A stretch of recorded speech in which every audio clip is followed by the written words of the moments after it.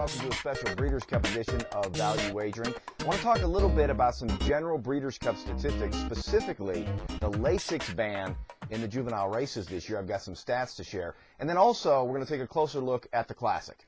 The Lasix ban in juvenile races is something new this year, with the idea being that by next year, there'll be no Lasix in any of the races, which is typical for races overseas. But it does have a lot of handicappers wondering what the effect is going to be. So I've got some statistics to share. You'll notice that since 1999, there have been 1,446 horses to race in the Breeders' Cup on Lasix, and they actually do have a positive ROI, although they win about what they would be expected to win. That's the impact value that you see there, a 1.00, indicating that it's not a factor that wins more or less than would be expected. Now, take a look at horses not racing on Lasix, though, and you start to see some trouble. You start to see the ROI go down. The impact value is actually a little bit higher, though, which is interesting, indicating that the horses are getting bet more that aren't running on Lasix. Lastly, and this is really no surprise to anybody, if you take a look at horses that are first time on Lasix, not only do you see a superior impact value, but you also see a superior ROI, and you see a positive ROI to place as well, I might add. So it's one of those things that I would tell you as a handicapper that I wouldn't put too much stock in it. There has been some talk about executive privilege, for one, being a horse that just hasn't trained well at Santa Anita. Is that effective Lasix? A lot of people not sure. Bob Baffert doesn't think so. And my feeling is that for a one-time event, because we're just talking about Lasix being administered on the day of the race, I just don't see it as being a massive. Now let's take a look at the Breeders' Cup Classic. And before I get into it, I cannot stress enough how important it is on Breeders' Cup Day to look for contenders. We're not necessarily looking for winners. And it's really difficult because I get people all the time asking me, well, who do you like? Who do you favor? I favor whoever is the best value. And I know that might to some of you sound like a cop-out, but it's not. The best way to make money on the Breeders' Cup races is to concentrate on horses that can win as opposed to those who can't, and horses that are going to post at a good price. So I'm going to do both of that in the Breeders' Cup Classic. We're going to take a look at pool play. Take a look at his last race in the Hawthorne Gold Cup. This is a horse that I think is a very, very viable contender for exactly the reason that I just said.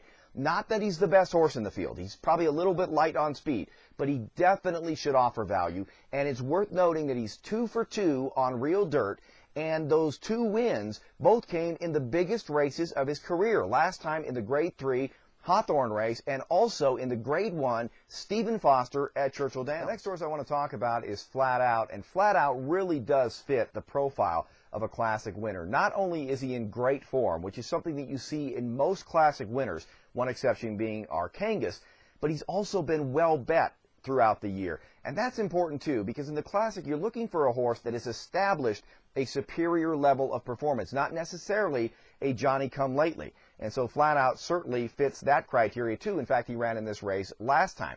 The other thing I really like about Flat Out, and you see this as a big factor in the Kentucky Derby too, is that his last race was probably the best of his career.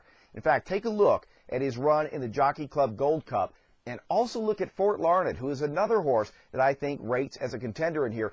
Fort Larned makes a premature move in the Jockey Club Gold Cup, getting into contention at the head of the stretch, and then just fades late. But he's another one that you want to keep an eye on. So take a look at both the winner of the Jockey Club Gold Cup, that's Flat Out, and also the third place finisher, Fort Larned. Confronted by Fort Larned as the field turns for home in the Jockey Club Gold Cup. Last year's winner, Flat Out, is right there now. He's third on the outside and driving hard. The 3-year-old Fast Falcon fourth, 1 furlong to go. Stay Thirsty, still there. But here comes Flat Out on the outside, and Stay Thirsty, who's hanging on bravely. Stay Thirsty down inside, and Flat Out, who comes with the last gasp lunge. Got to talk a little bit about Game On Dude. This is the probable favorite in the Classic, and he, very much like Flat Out, definitely fits the profile of a Classic winner. He's got a ton of ability. There's no doubt about that. The interesting thing with Game On Dude is where he is placed early. You're going to hear a lot of people say, well, he struggles at longer distances. Yeah, he's 2 of 6, but he was beaten by a nose in a couple of mile and a quarter races. I say 2 of 6. He's 2 of 6 in races of a mile and a quarter or longer. But he was beaten by a nose in a couple of those affairs. He also raced on a synthetic surface, which is probably not his favorite. And so he's got a lot of excuses. And typically, horses are not going to be as good at Classic distances Not necessarily because they can't handle the distance, but because those are classic distances. Those are the races like the Kentucky Derby, the Breeders' Cup Classic, that draw the best of the best. So I really have no doubt whatsoever about Game On Dude's ability to get the distance. My biggest question with Game On Dude is what kind of a paces they're going to be, because I think they want to keep Game On Dude lapped off the leader. I don't think they necessarily want to set the lead. Now, if you take a look at the ESRs, those are my early speed rations, which measure early energy disbursement in this race, you'll notice that Game On Dude doesn't really have a great average ESR. The horse on the outside, which is To Honor and Serve, is actually better in that regard. To Honor and Serve doesn't typically go to the lead. I think he might in this race. And I think if he does, that's the best possible scenario for Game On Dude, because I think Game On Dude then will sit just to the outside of him and run his typical race. Now, if To Honor and Serve doesn't take the lead, now we've got a situation where there's some horses inside Game On Dude that are front runners, but they're not quite as quick as To Honor and Serve. If they set a very slow pace and Game On Dude is lapped outside of that, I really question whether he's going to be able to finish. And then you're going to hear that story, well, he couldn't get the distance. He wasn't able to last the 10 furlongs. Again, I think pace is going to be the crucial element. Real quick, let's talk about some other horses that I think might offer some value. One of them is Handsome Mike. Now, in terms of a Breeders' Cup Classic winner, this horse doesn't look like one. I mean, he's won 20% of his starts in his career. His races really haven't been that great. Even his last race, a big upset win in the Pennsylvania Derby, isn't good enough to win the Breeders' Cup Classic. That said, again, I talk about the Breeders' Cup event and how everything is about value. I think 30-1 is too high on Handsome Mike, especially if To Honor and Serve doesn't go for the lead and Handsome Mike does. He could get the same kind of trip that he got in the Pennsylvania Derby. I think he could be tough off that trip. Again, at least he's not 30-1, so he's one that I would be looking for. Another horse is a 3-year-old by the name of Nonios, who last time finished second to Game On Dude in the Awesome Again. I want to show that race on the video feed here because it was an impressive race. When you consider that Game On Dude had everything his own way, Nonios ran well.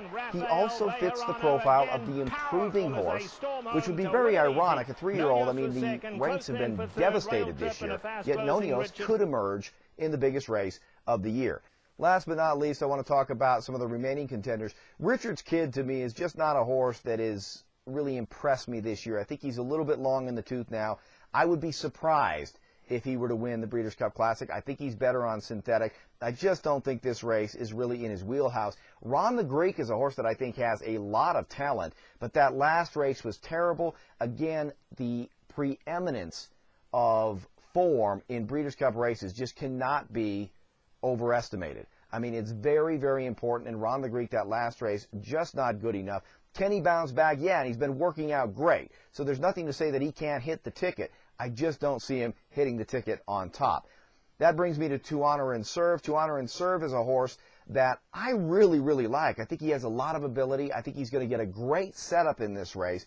I'm just a little bit dubious of his recent efforts. Just not good enough. And I liked him in last year's Breeders' Cup Classic. He's another one I'd keep an eye on at a price, but I would insist on a price. The same thing for Mucho Macho Man, who is a very talented horse. And even though he's coming off of a layoff, and I typically do not like that in these top Grade 1 affairs, he's done it in the past. He's actually very successful running off of longer gaps. And so he's one that I would keep in the mix. Let's take a look next at how the betting should go. Betting the Breeders' Cup Classic, to me, is fairly easy. It really is about trying to find value. And so the horses that I'm going to be keying on are not going to be the logical horses, but rather Pool Play, Handsome Mike, and Nonius. And I'll be using those horses in exacta combinations, trifecta combinations, and so forth.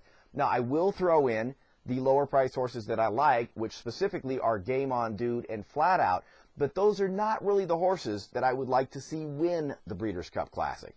And one of the things you notice with the payoffs in any of the Breeders' Cup races, especially in the exactas, trifectas, and so forth, if you can get the favorites out of there altogether, that's when the price really blows up. So no matter how you bet it, you can go ahead and key Game On Dude, you can key Flat Out, but keep them out of the tickets as well. In other words, don't lose if they happen to be completely off the ticket, which is, I think, kind of contrary to the way a lot of handicappers approach it. But that's the way I'll approach it. Here's an example of some of the bets that I'll probably be making on Breeders' Cup. And that brings us to the end of this special value wagering video. Hope you all have a great Breeders' Cup weekend. Remember to check out the twinspires.com blog. Check out brisnet.com for a ton of different packages, past performances, my own Breeders' Cup betting guide, ton of stuff there. As for me, I've got to go scrap with Lawrence O'Donnell. Apparently call my dad a liar. Anyway, I hope all of you have a great Breeders' Cup weekend. Talk to you again somewhere down the road.